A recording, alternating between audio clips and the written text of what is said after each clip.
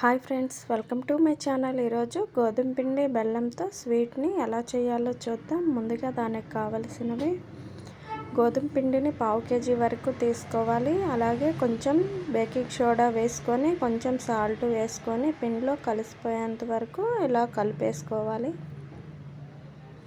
తర్వాత బాగా హీట్ అవుతున్న ఆయిల్ని పిండిలో వేసి స్పూన్తో ఒకసారి కొంచెం అటు ఇటు పిండిలో కలిసిపోయేంత వరకు అలా తిప్పేసిన తర్వాత చేత్తో మెత్తగా మొత్తం కలిసిపోయేంత వరకు ఆయిల్ పిండికి పట్టేంత వరకు నలుపుకోవాలి. ఇలా పట్టుకుంటే గట్టిగా ముద్దలాగా కావాలి.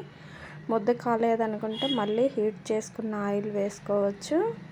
ఇలాగా వేసుకున్నాక మళ్ళీ తర్వాత కొంచెం వాటర్ పోసుకుంటూ చపాతీ పిండిలాగా కొంచెం గట్టిగా కలుపుకోకుండా కొంచెం సాఫ్ట్గా ఉండేటట్టు పిండిని కలుపుకోవాలి.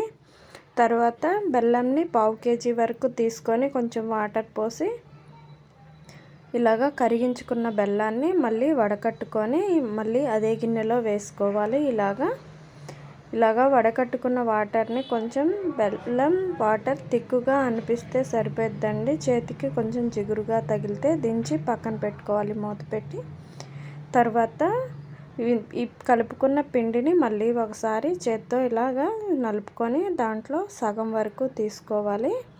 ఇలాగా పెద్ద రోల్లాగా తీసుకొని సాఫ్ట్గా గట్టిగా కాకుండా కొంచెం మందంగా ఉండేటట్టు చపాతీలాగా చేసుకోవాలి.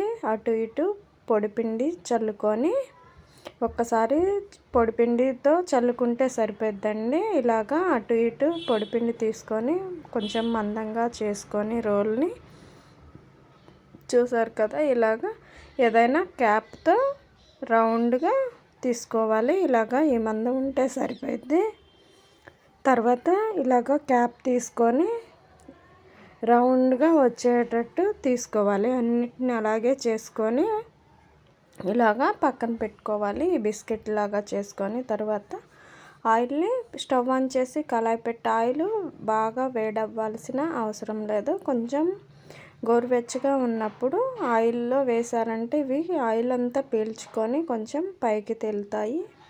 అప్పుడు వరకు గంట పెట్టి కదపకుండా అలాగే వదిలేయండి. పైకి తేలేంత వరకు అలా వదిలేసారంటే అవి లోపల ఉడికి పైకి తేలుతూ వస్తాయి. అప్పుడు గంటతో ఒకసారి అలా తిప్పేయండి.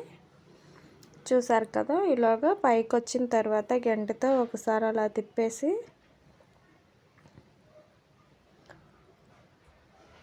తర్వాత వీటిల్ని కలర్ చేంజ్ అయ్యేంత వరకు ఉంచుకోవాలి. కొంచెం కలర్ చేంజ్ ఎక్కువే అవ్వాలండి. కొంచెం ఇలాగ కలర్ చేంజ్ అయిన తర్వాత ముందుగా రెడీ చేసి పెట్టుకున్న బెల్లం వాటర్లో వేసుకోవాలి. వీటిల్ని వేడివేడిగా ఉన్నప్పుడే వేసుకోవాలి. బెల్లం పాకం కూడా వేడిగా ఉండాలి, లేదు అంటే ఇవి పీల్చుకోవు.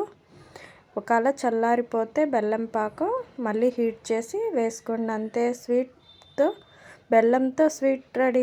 చాలా సింపుల్ అండ్ ఈజీగా చేసుకోవచ్చండి. వీటిల్ని మూత పెట్టి ఒక 15 నిమిషాల తర్వాత చూడండి, బెల్లం వాటర్ పీల్చుకొని చాలా టేస్ట్గా ఉంటాయి. చూసారు కదా ఎలా ఉన్నాయో. ఇవి చేసుకోవడం చాలా తేలిక. అంతే, గోధుమ పిండితో స్వీట్ రెడీ.